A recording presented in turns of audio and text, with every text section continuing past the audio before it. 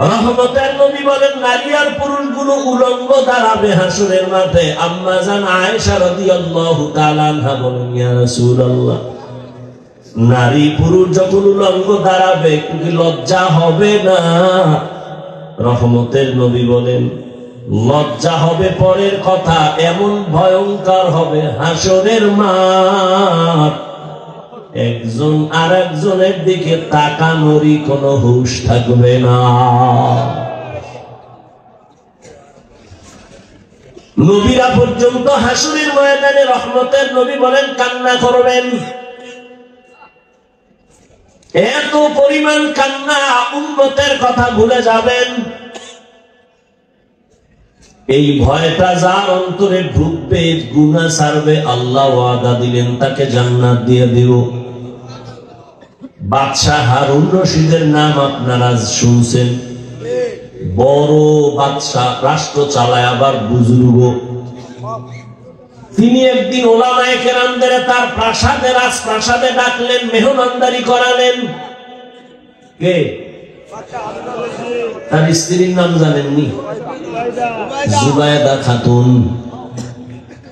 জুবায়দা খাতুন বড় আল্লাহর পেয়ারা বান্দি, নিজে কোরআনের হাফেজা, আবার তার কাজের মহিলা ছিল 100, সবাই কোরআনের হাফেজা।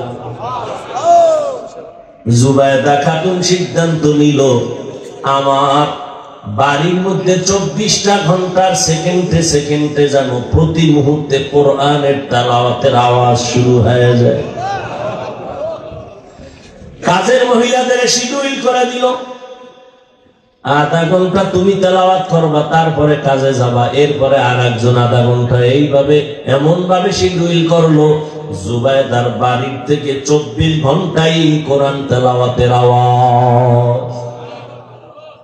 বাদশাহ হারুন রশিদ উলামায়ে কেরামের এক কাফেলারে মেহমানদারি করাইয়া এবার বলে, আমি আপনাদের ডাকছি আমার একটু জিনিস জানার জন্য।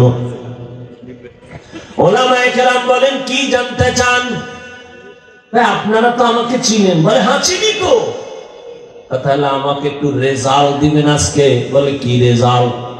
বাদশাহ হারুন রশিদ বলে, বলবেন আমি জান্নাতি নাকি জাহান্নামী? উলামায়ে কেরাম এক আওয়াজ দিলেন, এটা কেমনে বলা যায়?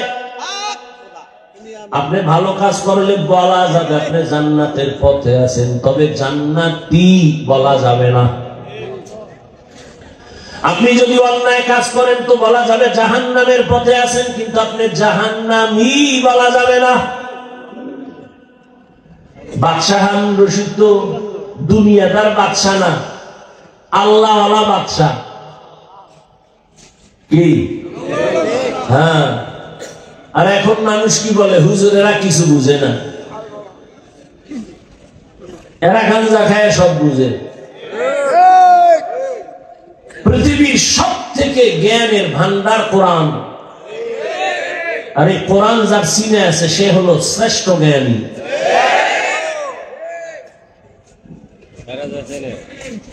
এই প্রপাগান্ডা ছড়ায় যারা আলেম থেকে জাতিকে আলাদা করতে চায়। কেন? আলেমের পেছনে যদি মানুষ চলে যায় তো আমগো ধান্দাবাজি, চুরি, দুর্নীতি করা যাবে না। আল্লাহ হেদায়েত দান করুন।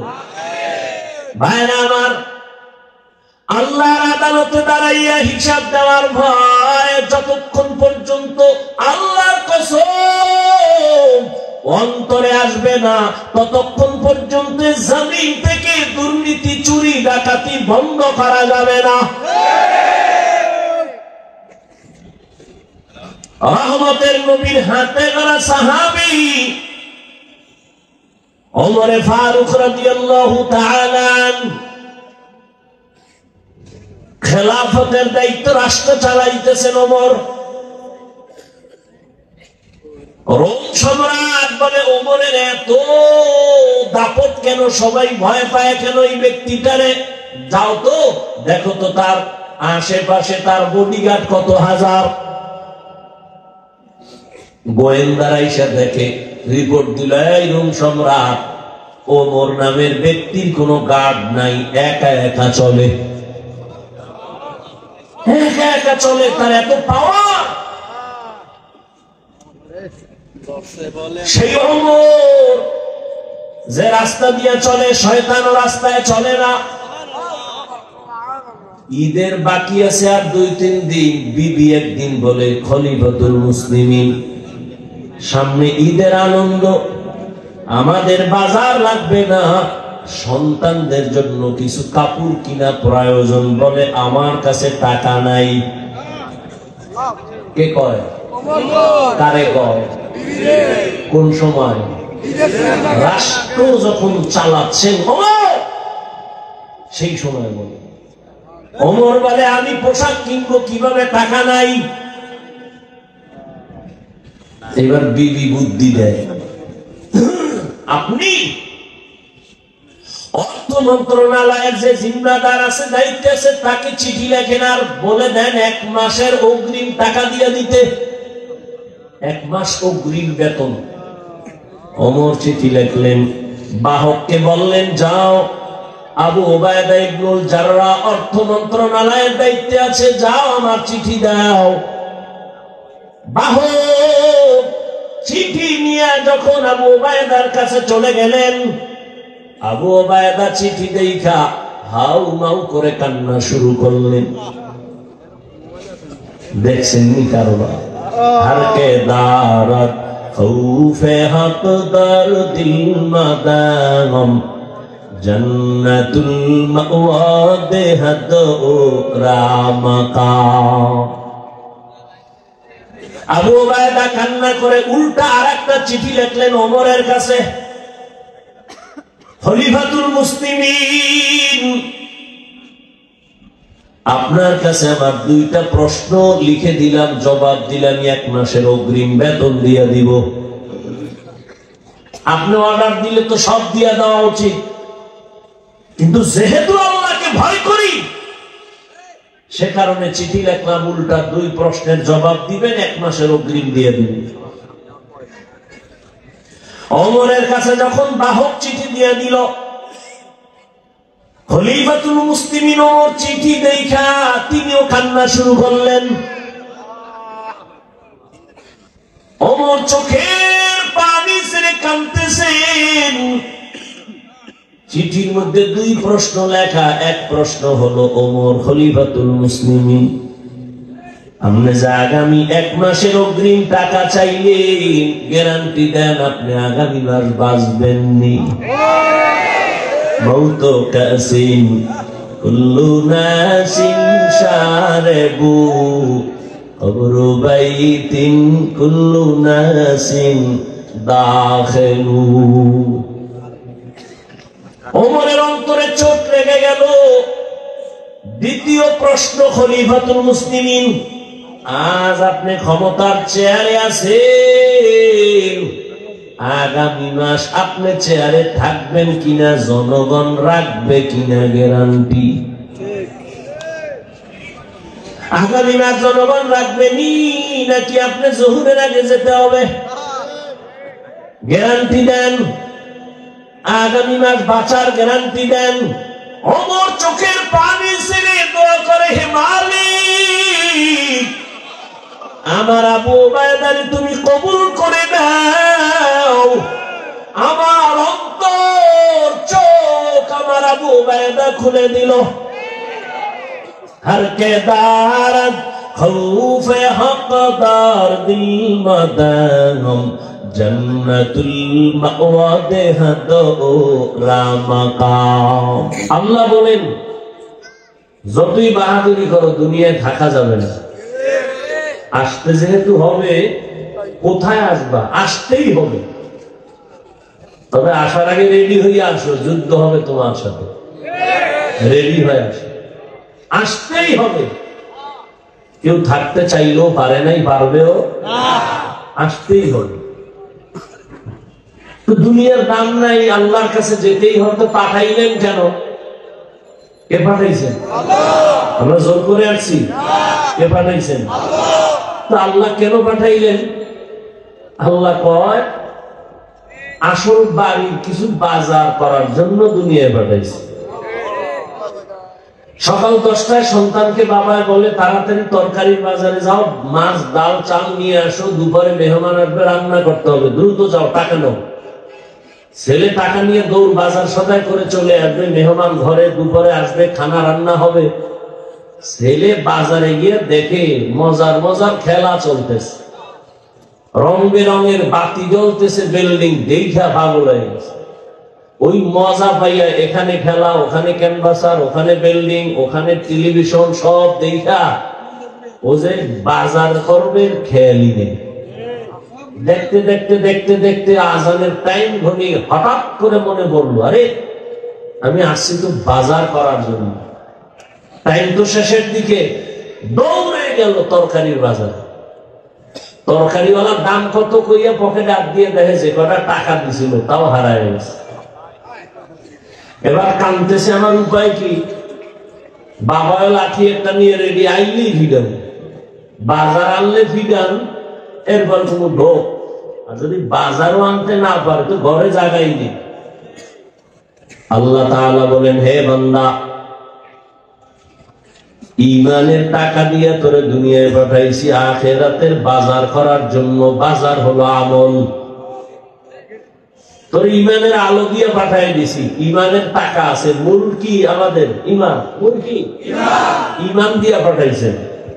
দলিল قال رسول الله صلى الله عليه وآله وسلم ما من مولود إلا يولد على الفطرة فأبواه يهودانه أو ينصرانه أو يمجسانه إلى آخر الحديث। পয়গম্বর বলেন, জমিনে যত সন্তান ভূমিষ্ঠ হয় ঈমানের আলো নিয়েই দুনিয়াতে জন্ম হয়। মা বাবা ওই সন্তানকে অগ্নি পূজারী বানায়, মূর্তি পূজারী বানায়, গায়রুল্লাহর গোলাম বানায়। কে বানায়? মা বাবা। আল্লাহ ঈমানের আলো দিয়েই তো সন্তানকে আল্লাহ পাঠাইছেন। যে ঘরে আসুক না কেন নাবালেগ বাচ্চা ঈমানের আলো দিয়ে আছে। মা বাবা তারে মূর্তি দিয়া কয় সিজদা কর, মা বাবা গায়রুল্লাহর গোলাম বানায় দেয়। এজন্য কিয়ামতের ময়দানে অনেক আল্লাহর বান্দারা সন্তানের অপরাধের কারণে জাহান্নামের হ্যান্ডকাপ লেগে যাবে।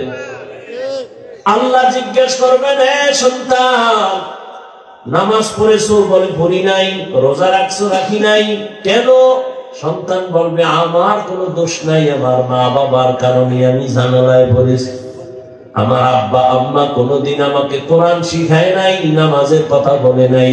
জুমার মসজিদে যাইতো, আমারে কোনোদিন জুমার দাওয়াত দেয় নাই। ওয়াজের প্যান্ডেলে যাইতো, আমাকে ওয়াজের দাওয়াত দেয় নাই। মাঝে মাঝে ভোর রাতে সাহারি খাইতো আমার মা বাবা। আম্মা জান ডাকতে, ওর বাবা তাড়াতাড়ি উঠে দুই একটা রোজা রাখ। আব্বা জান ধমক দিয়ে বলতো, খবরদার রোজা রাখাইও না, রাখাইলে আমার সন্তানের চেহারা নষ্ট হয়ে যাবে। আল্লাহর আদালতে সন্তান মা বাবার বিরুদ্ধে মামলা পেশ করবে।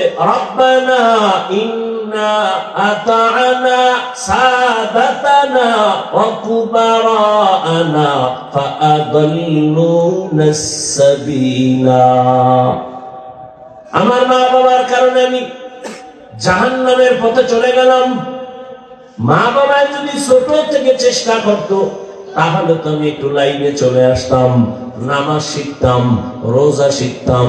আমার আব্বা জান, আমার আম্মা আমাকে ছোট থেকে লাইনে চালায় নাই। এক বুড়া বাবা পৃথিবীর একজন আল্লাহর প্রিয় বান্দা, যারা দেখলে শয়তানও ভয় পায়। নাম জানেন কে? খলিফাতুল মুসলিমিন ওমর ফারুক রাদিয়াল্লাহু তাআলা আনহু। আদালতে গিয়া বাবায় নালিশ দিল, ছেলে আমার হক আদায় করে না। ওমরের কথার আগে তরবারি রেডি, তবে বেইনসাফি করবে না। ডাক দিয়া কয়, বুড়া বাবা, তুমি যেই ছেলের বিরুদ্ধে বিচার দায়ের করলা, সেই বাদী বিবাদীরে হাজির করো, তার কথাও শুনতে হবে।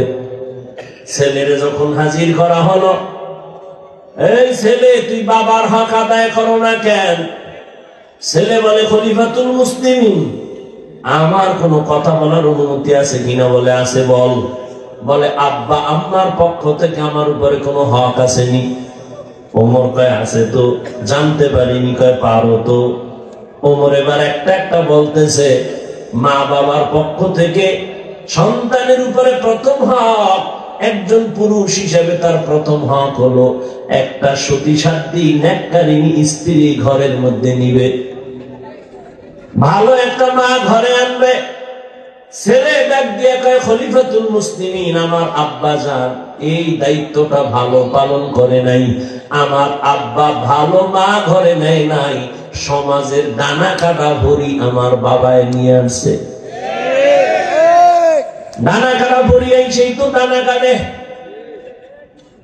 ঘরে ঢুকিয়ে কয় তোর বাপ খারাপ, তোর মা খারাপ, ব্যবহার ভালো না, ঘর থেকে নাম কি করবো? কয় তাড়াতাড়ি আলাদা ফ্ল্যাট ভাড়া ল। আলাদা ফ্ল্যাট লইয়া কিছুদিন পরে কয় তোর ডানাও ভালো না, এবার তোরে ফকির বানায়া ভিক্ষার ঝুলি দিয়া আমি হিজরত করলাম। ডানা খাটা হরির গুণ, মায়ের দাও কাছে, বাবার দাও কাছে, এবার মগার দাও কাছে। সন্তান বলেন খলিফাতুল মুসলিমিন, আমার আব্বা ভালো মা ঘরে নেয় নাই। তারপরে হক হলো স্বামী আর স্ত্রী আল্লাহর কাছে দোয়া করবে একটা নেককার সন্তানের জন্য। আমার বাবা মা কোনোদিন দোয়া করছে কিনা আমার জানা নাই। এরপরে সন্তান দুনিয়াতে যখন আসবে, ডান কানে আজান আর বাম কানে কামাত। ছেলে ডাক দিয়া বলে আমার আব্বা কোনদিন আমার ডান কানে বাম কানে আজানে কামত দেয় নেই। ও যাত্রাবাড়ির মুসলমানেরা, কয়জন মুসলমান বুকে হাত লাগাইয়া বলতে পারবা দুনিয়াতে আসছো যেদিন, ওই দিন তোমার ডান কানে আজান আর বাম কানে কামত হয়েছে কিনা? না, কেমনে কই? আমার তো জন্ম হসপিটালে, হসপিটালের মধ্যে তো কোনো মুয়াজ্জিন নাই আজানে কামত দেওয়ার জন্য, আছে নাই? অনেকে তো জানেই না যে কামটা করা লাগবে, অনেকে তো জানাই নাই। আমার মা বাবায় হক আদায় করে নাই। এরপরে খলিফাতুল মুসলিমিন বলেন 7 দিনের দিন সন্তানের চুল ফালাবে আর একটা সুন্দর নাম রাখবে। বলে আমার আব্বা জান আমার একটা ভালো নামও রাখে নাই, আমার নাম রাখছে জহুল। যেমন আমাদের এলাকায় রাখে জুয়েল, কোয়েল, দোয়েল। সন্তানের নাম তুফান, নদী, হাসি, খুশি, হ্যাঁ, সবুজ, গম্বুজ, সন্তানের নাম। হায় হায় হায়, সারা দুনিয়া খুঁজে কোন বিধর্মীর বাড়ি আব্দুর রহমান নামে কোন ছেলে আসেনি। সারা দুনিয়া খুঁজো, শুধু বাংলাদেশ না, রহিমা খাতুন নামে কোন মেয়ে কোন বিধর্মীর ঘরে আসেনি। মুসলমানের ঘরে কেন এত বেঈমানের নাম? কারণ কি ইসলামের নাম কি টান পড়ছেনি? সেদিন এক আমার ভক্ত জিজ্ঞাই তোর নাম কি? সুমেল। তোর ভাইয়ের নাম কি? রুমেল। আমি তোর মাইয়ে বলা যদি হয় এটার নাম রাখবি আর একটা হিমেল, আর লাস্টে যে দেখবি এটার নাম রাখবি জিমেল। আর কি করবি? জিন্দেগি মে বন্দেগি তু করনা হে, जिंदगी में बंदगी तू करना है, जिंदगी बे बंदगी शर्मिंदा है, जिंदगी बे बंदगी शर्मिंदा है। यहाँ हम सब मुसाफिर दिल ना लगा, अहले दिल की नजर से रूह करता जा, शाह दौलत सब फकीर गर नेक नहीं, शाह दौलत सब फकीर गर नेक नहीं, जिंदगी में बंदगी तू करना है, जिंदगी बे बंदगी शर्मिंदा है, जिंदगी बे बंदगी शर्मिंदा है। उमर फारूक রাদিয়াল্লাহু তাআলা আনহু বললেন, বাবা মায়ের হক হলো ভালো নাম রাখবে। রহমতের নবী সহিহ হাদিসে বলেন, কিয়ামতের দিন একটা নামের বরকতে মানুষ আল্লাহর জান্নাতে যাবে। আতিনা ফি দারে দুনিয়া না হাসান, আতিনা ফি দারে উকবা না হাসান, ইয়া গিয়াসাল মুস্তাগীসিন ইহদিনা ইফতিখারা বিল উলুমি ওয়াল গিনা। এরপরে মা বাবার দায়িত্ব কি? قال رسول الله صلى الله عليه وآله وسلم من ولد له ولد فليحسن اسمه وآدابه فإذا بلغ فليزوجه فإن بلغ ولم يزوجه فأصاب اسما فإنما اسمه على أبيه। রহমতের নবী বলেন, সন্তান যখন আসে সুন্দর নাম রাখো আর আদব শিক্ষা দাও। কি শিক্ষা দাও? আদব কোথা থেকে শিখবেন? মায়ের গর্ভ থেকে তো আদব শিখা আসা যায় না। নবী বলেন, আদাবানি রব্বি ফাহসানা তাদিবি, আমার রব আমারে আদব শিখাইছেন। আল্লাহর দেওয়া শিক্ষা আদব কত সুন্দর। কেমন আদব আমার নবীর আল্লাহ শিখাইছেন। রহমতের নবী জীবনে কোনদিন একটা মিথ্যা কথা বলেন নাই কোন স্বার্থের জন্য। জীবনে নবী গালি দেন নাই। রহমতের নবী গালি শুনছেন, জবাবও দেন নাই। রহমতের নবী আমার দুটা চোখ গরম করে কোনদিন কারো দিকে তাকানো নাই। 10 বছর নবীর খেদমত করছেন আনাস রাদিয়াল্লাহু তাআলা আনহু। কোনদিন আনাস বলে, আমার নবী কোনদিন এটা কেন এরকম কোন প্রশ্ন আমাকে করে নাই। আমি রাসূলের খেদমত করলাম, কোন ত্রুটি পাই নাই। পৃথিবীতে আদব যদি শিখতে চাও, রহমতের নবীর থেকে আদব শিখো। কারণ আমার নবী এত সুন্দর আদব আল্লাহ থেকে শিখলেন, আর সে আদব যখন মক্কার চূড়ান্ত নষ্ট মানুষগুলোরে দিলেন, ওই মানুষগুলো এমন দামি হয়ে গেল। নবী বয়ান করতেছেন, একজন সাহাবী মসজিদের বাহির থেকে পাও একটা ভেতরে দিছে, আর একটা পাও এখনো ভেতরে আনে নাই, বাইরে, মাঝখানে চৌকাঠ। নবী বললেন, সবাই বসে পড়ো। রহমতের নবীর আশিক যেই পাওটা ভেতরে আর একটা বাইরে, ওই অবস্থায় চৌকাঠের উপরে বসে বললেন। পাওটা উঠাইয়াও ভেতরে নেন নাই, ভেতর থেকে বাহিরেও দেন নাই। রহমতের নবীর আদব। আর ওই আদর্শ যারা লালন করে তাদের থেকে আদব শিখো। আর এখন তো সন্তানেরা আপডেট হয়ে গেছে, দুনিয়াদারেরা আদব শিখানোর জন্য সকালবেলা মুয়াজ্জিন যখন আজান দিতে উঠে আম্মা জানো সন্তানের কেজিতে পাঠাবার জন্য পাঠায় উঠে আদব শেখানোর জন্য। সেখানে গিয়া সন্তান আদব শিখে, সরাতে অজাগার আদব নাম্বার 2, সরায়াতে আভা আদব শিখে।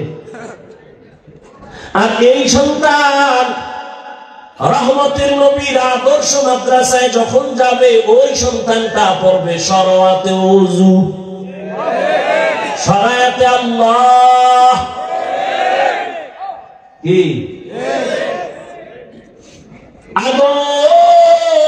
মানুষের জীবনের মহামূল্যবান এক সম্পদের নাম আদব। এই আদব আল্লাহ পাক রব্বুল আলামিন নবীর মাধ্যমে উম্মতের কাছে হাদিয়া দিয়ে দিলেন। ওই নবীর আদর্শের বাইরে কোনো আদব নাই, সব বেয়াদবি। আদবের আর এক নাম সুন্নাত, আর এক নাম কি?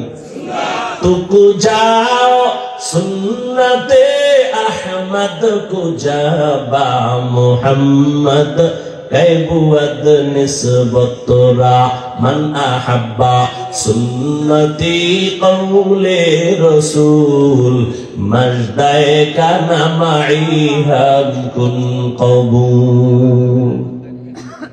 আগে স্কুলেও কিছু আদব ছিল, আগে স্কুলেও কি ছিল? ছোটখাটো স্কুলে আমরা মনে আছে আদর্শ বই পড়ছি, কত সুন্দর সুন্দর আদবওয়ালা কবিতা তখন ছিল। সকালে উঠিয়া আমি মনে মনে বলি, সারাদিন আমি যেন ভালো হয়ে চলি, আদেশ করেন যাহা মোর গুরুজনে, আমি যেন সেই কাজ করি ভালো মনে। কত সুন্দর না? আর এখন সব উল্টায় দিছে, সব আপডেট হয়ে গেছে। এখন সব দাঁড়ায় প্রস্রাব করার আদব চলে, দাঁড়ায় প্রস্রাবের আদব চলে। আর কিসের সেই সুন্দর কবিতা যেগুলো শুনলে কলিজা ঠান্ডা হবে, এখন আর ওগুলো নাই। এখন সন্তানের কবিতা শিখায় ক্রিং ক্রিং টেলিফোন, হ্যালো হ্যালো হ্যালো, কে তুমি কাকে চাও বলো বলো বলো, আমি নাও হ্যালো ক্যাট, বিড়ালকে চাই জরুরি খবর আছে ডেকে দাও তাই, হামটিমে টিম টিম তার খাড়া দুটো শিং, তারা মাঠে পারে ডিম, শিংওয়ালা জানোয়ারে ডিম দেন। কথাটা মিথ্যা না? অল্প মিথ্যা না 100? যে শিক্ষার ফাউন্ডেশন মিথ্যার উপরে হবে, ওই শিক্ষার দ্বারা জাতি মিথ্যাবাদী হবে, ধোঁকাবাজ হবে। وَأَمَّا مَنْ خَافَ مَقَامَ رَبِّهِ وَنَهَى النَّفْسَ عَنِ الْهَوَى فَإِنَّ الْجَنَّةَ هِيَ الْمَأْوَى। দুনিয়া নামক গ্রহ দেখে পাগল হইও না রে মুমিন, ঈমানের পাওয়ার নিয়ে আল্লাহ পাঠাইছেন। এখন তোমার শুধু আমলের বাজার করো, নামাজ আজান হয়েছে মসজিদে যাও, নামাজ পড়ো, পর্দা করো, হালাল খাও। কিন্তু কিছু দুনিয়া দাঁড়াইসা, দুনিয়ার রং তামাশা দেখা আখিরাত আছে বলতেই তার মনে নাই। আল্লাহ বলেন, লা ইয়াগুররান্নাকা তাকাল্লুবুল লাযীনা কাফারু ফিল বিলাদি মাতাউন কালীলুন সুম্মা মাওয়াহুম জাহান্নাম ওয়া বিইসাল মিহাদ।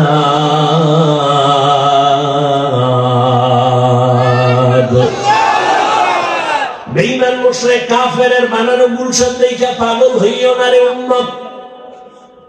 আল্লাহ বলেন, এগুলো দেখে পাগল হইও না, এগুলোর কোনো ভ্যালু নাই। বিউটি পার্লারের সৌন্দর্য দেখা সাইজা গুইজা একটা জান কালা সাদা হয়ে গেছে, এক সুরায় কয় আমি এইটা নিয়েই মরবো, এই গানা কানা বলি। যখন বাসায় নিয়ে গেছে, অজু বা পানি লাগছে, রৌদ্র লাগছে, আসল চেহারা বাইরে হয়ে গেছে। আবার এগুলো গেল, সেগুলো গেল, দুনিয়ার রংমহল এগুলো বিউটি পার্লারের মতো এখন দেখতেছো, কিছুক্ষণ পর থাকবে না,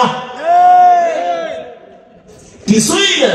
রহমতের নবী যদি দোয়া করতে, বহুত পাহাড় স্বর্ণ বানায় দাও, আল্লাহ দিতেন না? নবী বলেন, আমি উল্টা দোয়া করছি, ও দয়ার মালিক আমারে গরিবী হালাতে রাখিও, গরিবী হালাতে মরণ দিও, কিয়ামতের দিন গরিবদের সাথে হাসর করাইও। রহমতের নবী বলেন, এই গরিবেরা, বড় লোকের বাড়ি গাড়ি দেখে পাগল পারা হইও না। কিয়ামতের দিন বড় লোকের 500 বছর আগে গরিবেরা জান্নাতে চলে যাইবা। কয়শো বছর? কোন গরিব? এই ফলপট্টি আপনাদের এদিকে যারা গাঁজা গাঁজা খায় এই গরিব। কিছু গরিবের টাকা দেবেন, গিয়েই বিড়ি টানা শুরু করবে। কেউ দোকানদারি করে সারা রাত তাস খেলে, ক্যারাম বোর্ড খেলে, জুয়া খেলে, লুডু খেলে, মাইয়ের খবর নাই, বোলার খবর নাই, সংসারের চিন্তা নেই। আল্লাহ হেদায়েত দান করে। আল্লাহ তাআলা বলেন, দুনিয়ার পেছনে পড়ে কোনো লাভ নাই, দুনিয়া নামক গ্রহের কোনো মূল্য নাই। আর তোমরা যারা দুনিয়া দুনিয়া দুনিয়া ঘুরি ঘোরো, ঘুমের মধ্যে দুনিয়া, নামাজে দাঁড়াইলেও দুনিয়া, এই দুনিয়া দুনিয়া যারা ঘুরিয়া আখিরাতের পেছনে ফালায় দিছে, ওরা দুইটা জিনিস চায়। ওই জিনিস, একটা চায় সম্মান আর একটা চায় শান্তি। কিন্তু আমি আল্লাহর জাতের কসম করে বলি, যারা আখিরাতকে পেছনে ফেলে দুনিয়ার শান্তি আর সম্মানের জন্য সব দিকে দৌড়ায়, ওরা সম্মানেও নাই, শান্তিতেও নাই। 10 তলা বিল্ডিং উঠায় লাভ কি যদি বিল্ডিং বাদ দিয়া জঙ্গলে ঘুমানো লাগে? সুইস ব্যাংকের টাকা রেখে লাভ কি যদি 14 গোষ্ঠী খাইতে না পারে?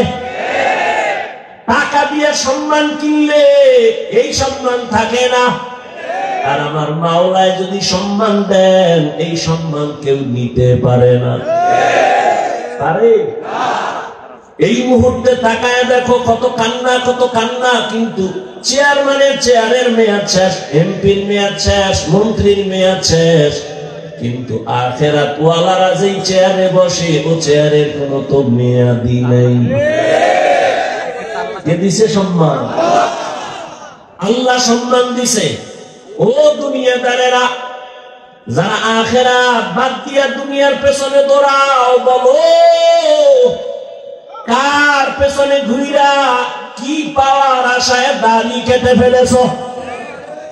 কার পেছনে ঘুরে ঘুরে কি পাওয়ার আশায় নামাজ বন্ধ করেছ? কয় টাকা পাবি? 5000, একটা টিনের ঘর। কিন্তু জানো নি তুই যার পিছনে ঘুরে টাকার লোভে দাড়ি কাটছো, নামাজ ছাড়ছো, ও কত বড় স্বার্থপর, চাঁদাবাজ আর ধান্দাবাজ। স্বার্থে যদি আঘাত লাগে দল থেকে নাম কাটবে না, কল্লা কেটে ফেলবে। সব চাঁদাবাজ আর ধান্দাবাজ।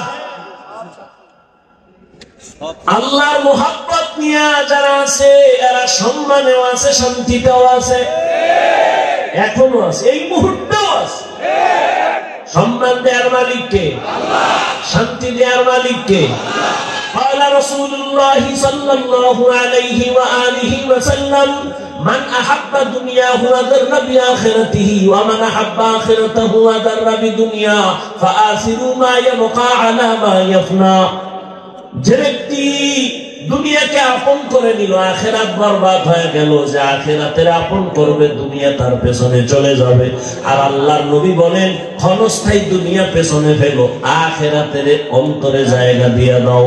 قال رسول الله صلى الله عليه وآله وسلم الدنيا خلقت لكم وأنكم خلقتم للآخرة। রহমতের নবী বলেন, পুরা দুনিয়া তোমার আমার গোলাম, আর তোমাকে আমাকে আল্লাহ বানাইছেন তার গোলাম। দুনিয়া তোমারে আমারে খুঁজবে, তুমি আমি কারে খুঁজবো? আল্লাহকে খুঁজো। তোমাকে আমাকে দুনিয়া খুঁজবে, তুমি আমি আল্লাহকে খুঁজি। কিন্তু এখন উল্টা হয়ে গেছে, তুমি আমি খুঁজি দুনিয়া দুনিয়া দুনিয়া, আর আল্লাহ তোমারে আমারে খুঁজে। আল্লাহ খুঁজ দিয়া ডাক দিছে ফজরের সময়, আসসালাতু খায়রুম মিনান নাওম। ওঠো আমার ঘরে এসে হাজিরা দাও। দুনিয়াদারেরা নাক টেনে ঘুমায়, ফজরের হাজিরায় একবারও যায় নাই। আল্লাহ কত দয়ার মালিক, একবারও রাগ করে নাই। আবার জোহরের সময় ডাক দিছে, আয় মসজিদে এসে হাজিরা দাও। বান্দা জোহরের হাজিরাও নাই, আল্লাহ তাআলা আবার দয়া করে ডাক দিছে, আসরের হাজিরায় আয়, হাইয়া আলাস সালাহ। নিমক হারাম, দুনিয়ার তালে পরে আসরের হাজিরায় মসজিদে যায় নাই। আল্লাহ রাগ করে পানি বন্ধ করেন নাই, খানা বন্ধ করেন নাই। মাগরিবে ডাক দিছে, আসো। নিমক হারাম, মাগরিবের হাজিরায় যায় নাই। আল্লাহ রাগ করে নাই। শেষবারে আল্লাহ এশার সময় ডাক দিছে, মুয়াজ্জিন ডাক দাও, বান্দা এশার হাজিরায় যায় নাই। আমার আল্লাহ কত দয়ার মালিক, ফজরেও হাজিরায় না পাইয়া, আসরে মাগরিব এশায় না পাইয়া আল্লাহ এই কথা বলে নাই, তোরে আমি আর চাই না, বরং আল্লাহ কয় এবার আমি রেডি, তোরে ডাকার জন্য আসতেছি। পাঁচ বেলায় ডাকলাম মুয়াজ্জিন দিয়ে, তুই আসলি না, এবার আমি আল্লাহ তোরে ডাকার জন্য আসতেছি। উদউনি আস্তাজিব লাকুম, আমি আল্লাহকে তুই যখন একটু সারা দিন ডাকে আমি জবাব দেওয়ার জন্য। রাতের গভীর, যখন আসমান ঠান্ডা, জমিন ঠান্ডা, সব ঘুমায় যায়, জঙ্গলের প্রাণী ঘুমায়, গাছের পাখিরাও ঘুমায়, ঘরের মানুষ ঘুমায়, ওই সময় আমি আল্লাহ আমার মোহাব্বতের বান্দারে ডাকার জন্য প্রথম আসমানে আসি। ও বান্দা একটু সজাগ হইয়া আমারে মোহাব্বত করে একটা ডাক দাও। অতি গভীর হয় রজনী যখন, নীরবে প্রভুর নাম জপিও তখন, প্রভুর করুণা যদি পাইবারে চাও, গভীর রাতে উঠে প্রভুর গুণগান গাও। আল্লাহ তাআলা বলেন, আমি তোমাকে প্রতিদিন ভোর রাত্রে ডাকতে থাকি। আলা মিন মুস্তাগফিরিন ফাগফির লাহ, আলা মিন মুস্তারজিকিন ফারজুকা। কার রিজিকের প্রয়োজন আমার কাছে বলো, কার গুনাহ নিয়ে পাগল হয়ে গেছো ক্ষমা চাও। আমি আল্লাহ এখন তোমার জীবনের সব গুনাহ ক্ষমা দিব। এখন যদি আমি আল্লাহকে ডাক দাও, এখন লাইনটা বড় ক্লিয়ার, আমি আল্লাহ তোর এক ডাক পছন্দ করে তোর জীবনের সব গুনাহ মাফ করে দিব। ইয়া ইলাহি মুঝসে মুঝকো দূর কর, তাকে দেখো মুঝ মে তুঝকো এক নজর। আল্লাহ তাআলা বলেন, এই দুনিয়া কিছুই না, মরার পরে তোমার অনন্ত কাল শুরু হয়ে যাবে। হাসরের ময়দান তোমার জন্য রেডি হয়ে যাবে। ওই দিন আদালতে হিসাব দেওয়া লাগবে, কেউ পালাবার কোনো সুযোগ নাই। হিসাব দেওয়ার চিন্তা করিয়া বান্দা তুমি এখন যদি গুনাহ থেকে নিজেরে বাঁচাইতে পারো, আমি আল্লাহ ওয়াদা করলাম তোমার ঠিকানা হবে জান্নাত। দুনিয়ার আদালতে কোন আসামি যখন হাজিরা দিতে যায়, রাতের থেকে ঘুম হয় না, কালকে হাজিরা। বিচারক যদি ডান বাম করে ফেলে, আমার উপায় কি? খানা পর্যন্ত বন্ধ। আর আমার আল্লাহর আদালত আরো ভয়ঙ্কর আদালত। আল্লাহ পাকের আদালত এতটাই ভয়ঙ্কর, রহমতের নবী বলেন এই জমিন হবে কিয়ামতের মাঠ, আরাফার ময়দান হবে আল্লাহর বিচারণায় আদালত। বিজ্ঞানীরা বলে জমিন থেকে 9,30,00,000 মাইল উপরে সূর্য। পৃথিবী নামক গ্রহটা যত বড়, পৃথিবীর থেকে সূর্য আরো 13 লক্ষ গুণ বড়। 9,30,00,000 মাইল উপর থেকে সূর্য তাপ দেয়। যদিও বিজ্ঞানীদের হিসাবে ভুল আছে, তারপর সাময়িক সময় যদি ধরেও নেই, সেই তাপ সহ্য করা যায় না। কি পরিমাণ গরম এই 2-3 বছর আমাদের দেশে পড়তেছে, কি পরিমাণ অসহ্যকর অবস্থা। আল্লাহর নবী বলেন কিয়ামতের দিন সূর্য নিচে চলে আসবে। 9,30,00,000 মাইল উপরের সূর্যের গরম সহ্য করা যায় না। কিয়ামতের দিন যখন নিচে নেমে আসবে, সূর্যের গরমে মাটির জমিনটা পুড়িয়া তামা হয়ে যাবে। নাফরমানের মাথার মগজগুলো ভাতের মারের মতো ফুটতে থাকবে। রহমতের নবী বলেন, অন্যদিকে জাহান্নামের আওয়াজ, জাহান্নাম বলবে, হে আল্লাহ, কই বেনামাজি গুনাহগার গুলো কোথায়? আমার পেটে দাও, আমার পেটে বড় ক্ষুধা। রহমতের নবী বলেন, এমন হালাত দিকে আমার আল্লাহ রাগান্বিত আওয়াজ দিবেন, লিমানিল মুলকুল ইয়াউম লিল্লাহিল ওয়াহিদিল কাহ্হার। আমার আল্লাহ তাআলা যখন রাগান্বিত কুদরতি আওয়াজ দিবেন, হাসরের ময়দানটা থরথর করে কেঁপে উঠবে। রহমতের নবী বলেন, নারী আর পুরুষগুলো উলঙ্গ দাঁড়াবে হাসরের মাঠে। আম্মা জান আয়েশা রাদিয়াল্লাহু তাআলা আনহা বলেন, ইয়া রাসূলুল্লাহ, নারী পুরুষ যখন উলঙ্গ দাঁড়াবে একটু কি লজ্জা হবে না? রহমতের নবী বলেন, লজ্জা হবে পরের কথা, এমন ভয়ঙ্কর হবে হাসরের মাঠ, একজন আর একজনের দিকে তাকানোরই কোনো হুঁশ থাকবে না। নবীরা পর্যন্ত হাসরের ময়দানে, রহমতের নবী বলেন, কান্না করবেন। এত পরিমাণ কান্না, উম্মতের কথা ভুলে যাবেন। এই ভয়টা যার অন্তরে ঢুকবে, গুনাহ ছাড়বে, আল্লাহ ওয়াদা দিলেন তাকে জান্নাত দিয়ে দিব। বাদশাহ হারুন রশিদের নাম আপনারা শুনছেন, বড় বাদশাহ, রাষ্ট্র চালায়, আবার বুজুর্গ।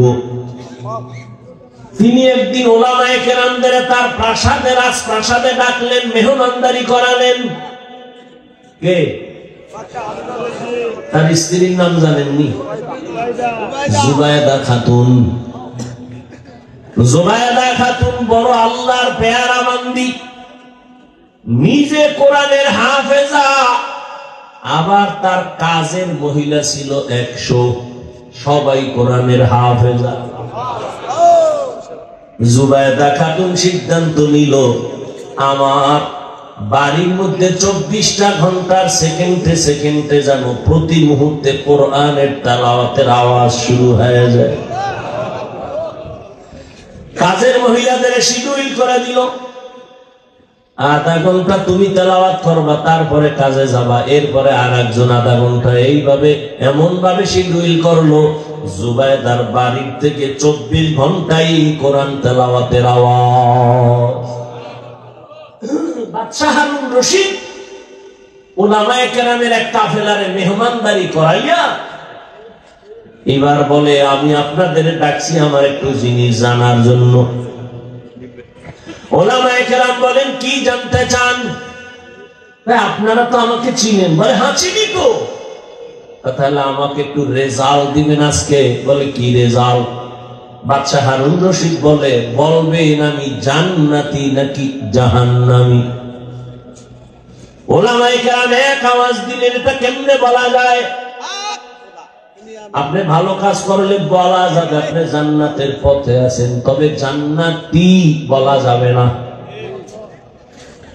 আপনি যদি অন্যায় কাজ করেন তো বলা যাবে জাহান্নামের পথে আছেন, কিন্তু আপনি জাহান্নামী বলা যাবে না। বাদশাহ হারুন রশিদ তো দুনিয়াদার বাদশাহ না, আল্লাহওয়ালা বাদশাহ। কি? হ্যাঁ। আর এখন মানুষ কি বলে, হুজুরেরা কিছু বুঝে না, এরা গাঞ্জা খায় সব বুঝে। পৃথিবীর সব থেকে জ্ঞানের ভান্ডার কোরআন, আর এই কোরআন যার সিনে আছে সে হলো শ্রেষ্ঠ জ্ঞানী।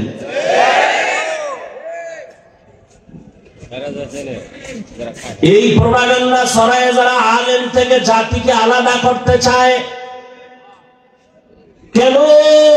আলেমের অমরের পেছনে যদি মানুষ চলে যায় তো আমগো ধান্দাবাজি চুরি দুর্নীতি করা যাবে না। আল্লাহ হেদায়েত দান করুন।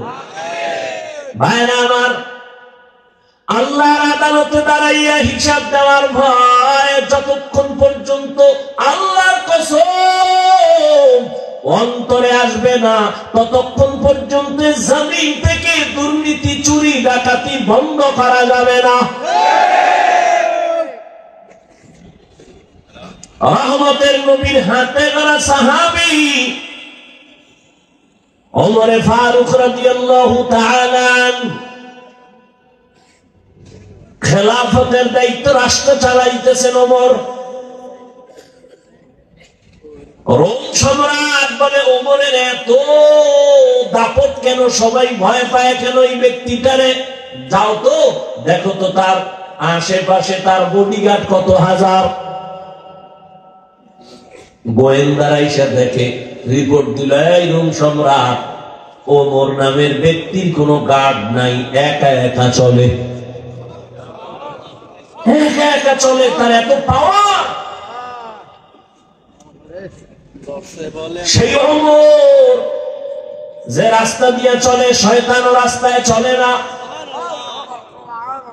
ঈদের বাকি আছে আর 2-3 দিন, বিবি একদিন বলে খলিফাতুল মুসলিমিন সামনে ঈদের আনন্দ, আমাদের বাজার লাগবে না, সন্তানদের জন্য কিছু কাপড় কিনা প্রয়োজন, বলে আমার কাছে টাকা নাই। কে কয়? কারে কয়? কোন সময়? রাষ্ট্র যখন চালাচ্ছেন ওমর, সেই সময় বলে। ওমর বলে আমি পোশাক কিনবো কিভাবে, টাকা নাই। এবার বিবি বুদ্ধি দেয়, আপনি অর্থ মন্ত্রণালয়ের যে জিম্মাদার আছে, দায়িত্ব আছে, তাকে চিঠি লেখেন আর বলে দেন 1 মাসের অগ্রিম টাকা দিয়ে দিতে, 1 মাস অগ্রিম বেতন। ওমর চিঠি লিখলেন, বাহককে বললেন যাও আবু ওবায়দা ইবনুল জাররাহ অর্থ মন্ত্রণালয়ের দায়িত্বে আছে, যাও আমার চিঠি দাও। বাহক চিঠি নিয়ে যখন আবু ওবায়দার কাছে চলে গেলেন, আবু ওবায়দা চিঠি দেখা হাউ মাউ করে কান্না শুরু করলেন। দেখছেন নি কারবার, হারকে দারত খৌফে হকদার দিল মাদাগম জান্নাতুল মাওয়া বেহদ রামকা। আবু ওবায়দা কান্না করে উল্টা আরেকটা চিঠি লিখলেন ওমরের কাছে, খলিফাতুল মুসলিমিন আপনার কাছে আমার 2টা প্রশ্ন লিখে দিলাম, জবাব দিলাম, 1 মাসের অগ্রিম বেতন দিয়ে দিব। আপনি অর্ডার দিলে তো সব দিয়ে দেওয়া উচিত, কিন্তু যেহেতু আল্লাহকে ভয় করি সে কারণে চিঠি লিখলাম, উল্টা 2 প্রশ্নের জবাব দিবেন, 1 মাসের অগ্রিম দিয়ে দিবেন। ওমরের কাছে যখন বাহক চিঠি দিয়ে দিল, খলিফাতুল মুসলিমিন ওমর চিঠি দেখা তিনিও কান্না শুরু করলেন। ওমর চোখের পানি ছেড়ে কাঁদতেছেন। চিঠির মধ্যে 2 প্রশ্ন লেখা। 1 প্রশ্ন হলো, ওমর খলিফাতুল মুসলিমিন আপনি যে আগামী 1 মাসের অগ্রিম টাকা চাইলেন, গ্যারান্টি দেন আপনি আগামী মাস বাঁচবেন নি? মৌত কাসিন কুল্লু নাসিন শারিবু কবরু বাইতিন কুল্লু নাসিন দাখিলু। ওমরের অন্তরে চোট লেগে গেল।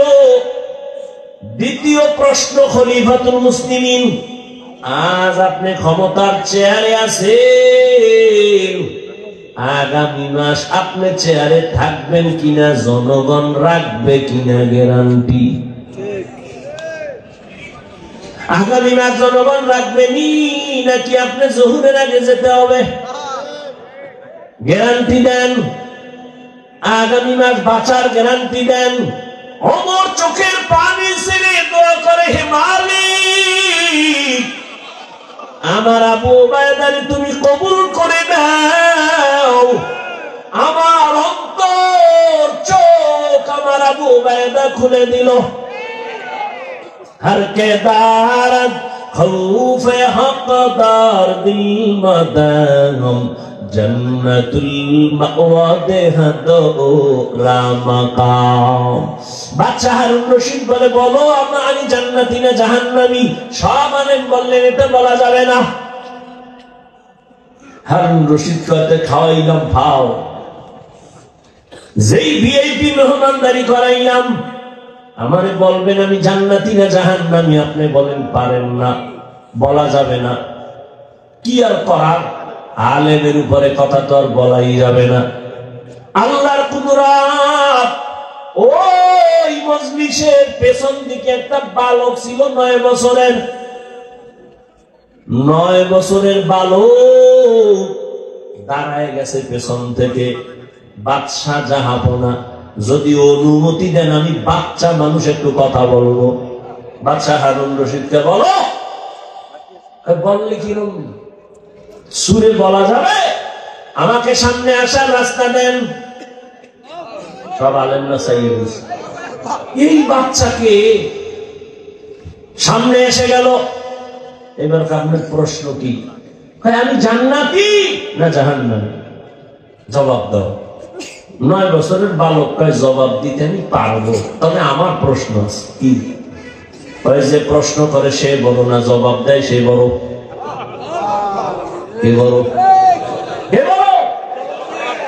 বাদশা হারুন রশিদ তো আল্লাহর প্রিয় বান্দা বলে যে জবাব দেয় সেই তো প্রশ্নকারীর থেকে তুলনামূলক বড়। বালক তো দান বেহিসাব খলকেরা দাদান জবাবে বা সওয়াব আপনা দারত দোস্তে খলকা জারেরা নিস্তে ই খসলত একে দিনদারেরা। বাচ্চা নিচে বসে গেলেন, বালক এখানে বসিয়া বুঝাই দিল ইলমের সম্মান আল্লাহ যদি দেন তো এমনই হয়। এত বড় বাদশা নিচে, আমি বালক উপরে, কে দিছেন সম্মান? এবার আবার প্রশ্ন করেন, বলে প্রশ্ন হলো আমি জান্নাতি না জাহান্নামী? বালক এবার ডাক দিয়ে বলে, বাদশা আমাকে বলেন আপনার জীবনে এমন কোন সুযোগ আসছিল নিজে আপনি জিনা করতে পারবেন? আল্লাহর আযাবের ভয়ে আপনি সে জিনা করেন নাই। গুনাহ করার সুযোগ ছিল, চাইলেই আপনি দরজা লাগায় গুনাহ করতে পারতেন, কিন্তু আমার আল্লাহর আদালতে দাঁড়াবার ভয় আপনি গুনাহ করেন নাই, অন্যায় করেন নাই। এমন কোন দিন আপনার আসেনি? বলে একবার আর দুবার না, এরকম বহু সুযোগ আমার আছে। আমি চাইলেই গুনাহ করতে পারতাম, চাইলেই জিনা করতে পারতাম, কিন্তু আমার মালিকের আযাবের ভয়, আমি আল্লাহর আদালতের ভয় আমি গুনাহ থেকে নিজেকে বাঁচায় ফেলছি। বালক ডাক দিয়া কয়, বাদশা আমি নিশ্চিত বললাম আপনি জান্নাতি। উলামায়ে কেরাম গরম হয়ে গেল। আমরা এতগুলো উলামায়ে কেরাম কেউ বলতে পারলাম না বাদশা হারুন রশিদ জান্নাতি না জাহান্নামী। তুমি কেমনে বলছো বাদশা হারুন রশিদ জান্নাতি? বলে হ্যাঁ আমি বলেছি। দলিল দিব, দলিল নাও। দলিল আমার বাবার দেওয়া না, দাদার দেওয়া না, আল্লাহর কোরআন। ওই দলিলেই বলেছি বাদশা হারুন রশিদ জান্নাতি। দলিল কি? এই আয়াত, وَأَمَّا مَنْ خَافَ مَقَامَ رَبِّهِ وَنَهَى النَّفْسَ عَنِ الْهَوَى فَإِنَّ الْجَنَّةَ هِيَ الْمَأْوَى। আল্লাহ ওয়াদা করেছেন আমার আযাবের ভয়ে, শাস্তির ভয়ে, আমার আদালতে হিসাবের ভয়, যারা দুনিয়াতে গুনাহ থেকে নিজেকে বাঁচাবে আমি আল্লাহ ওয়াদা দিলাম সে জান্নাতি।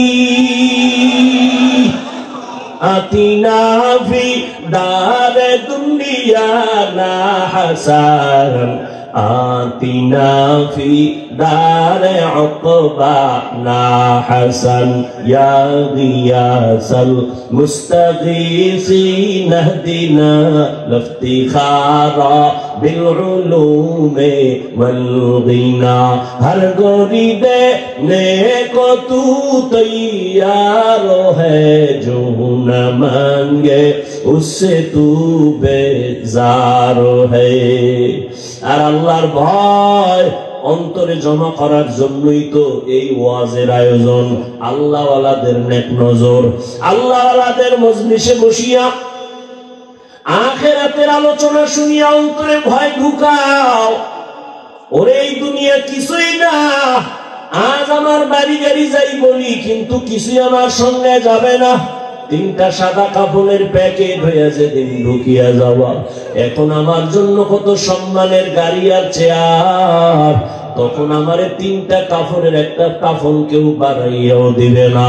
ওরে আমার মাওলার পরিচয় না নিয়া গুনাহ নিয়াই যদি কবরের মধ্যে রওনা দাও, ওরে আজরাইল যদি আইসা দেখে ও যুবক তোমার কানের ভেতরে কানের তার লাগানো আর মোবাইলে তুমি গুনাহ দেখতেছো, আজরাইল আইসা যদি এর মধ্যে ধরিয়া ফালায়, ওই অন্ধকার কবরে যখন যাইবা ওই কবর তখন তোমাকে আর রেহাই দিবে না, ছাড় দিবে না।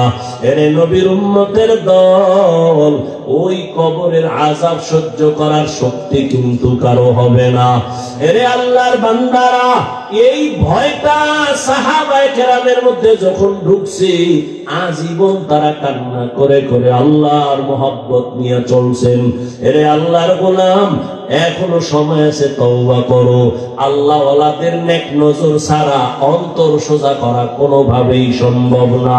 আল্লাহর ভয় অন্তরে জমা করার জন্য আল্লাহ ওয়ালাদের নেক নজরের বিকল্প কোনো রাস্তা নাই। আউলিয়ারা কারে উকবা ইখতিয়ার, জাহেলারা কারে দুনিয়া ইখতিয়ার। আল্লাহ ওয়ালাদের সোহবত অন্তরে আল্লাহর ভয় ঢুকানোর একমাত্র পথ। এজন্য আমরা গুনাহমুক্ত হইয়া আল্লাহ ওয়ালার নেক নজর নিয়া জান্নাতি হইয়া কবরে যেতে চাই ইনশাআল্লাহ।